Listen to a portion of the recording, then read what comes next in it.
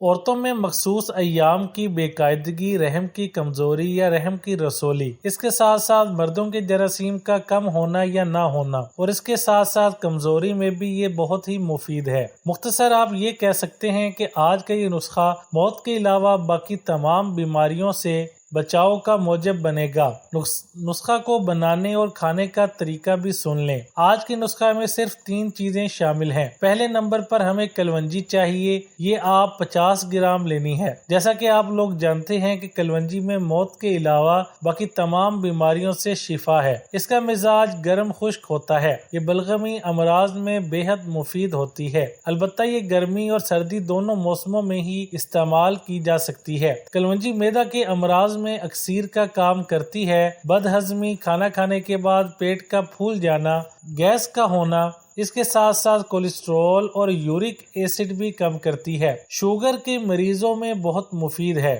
دماغی اعصابی کمزوری، فالج میں مفید ہے۔ پھیپھڑوں میں جو بلغم بنتی ہے، بلغم بننے کی وجہ سے سانس میں دقت اور دمہ جیسی کیفیت ہو جاتی ہے۔ ان تمام امراض میں کلونجی شافی علاج ہے۔ دوسرے نمبر پر ہمیں چاہیے میتھی دانہ۔ میتھی دانہ بھی آپ نے 50 گرام لینا ہے۔ یہاں پر ہم آپ کو ایک بات بتاتے چلیں کہ میتھی دانہ اور میتھرے 2 الگ الگ چیزیں ہیں۔ آپ نے میتھی دانہ لینا ہے، میتھرے نہیں لینے۔ میتھی دانہ تھوڑا باریک ہوتا ہے اور میتھرے سائز میں تھوڑے موٹے ہوتے ہیں۔ میتھی دانہ معدہ اور آنتوں کی صفائی کا کام کرتا ہے۔ سانس کی گٹھن، الرجی، کھانسی، حلق کی خراش، اس کے ساتھ ساتھ نزلہ زکام میں بھی مفید ہے۔ یہ بھی کولیسٹرول اور یورک ایسڈ کو کم کرتا ہے۔ ہارٹ اٹیک سے بچاتا ہے۔ شوگر لیول اس سے متوازن رہتا ہے۔ جوڑوں کے درد کا یہ بہترین علاج ہے۔ اس سے وزن بھی کم ہوتا ہے۔ تیسرے نمبر پر ہمیں جو چیز چاہیے وہ ہے اجوائن۔ اجوائن آپ نے دیسی لینی ہے۔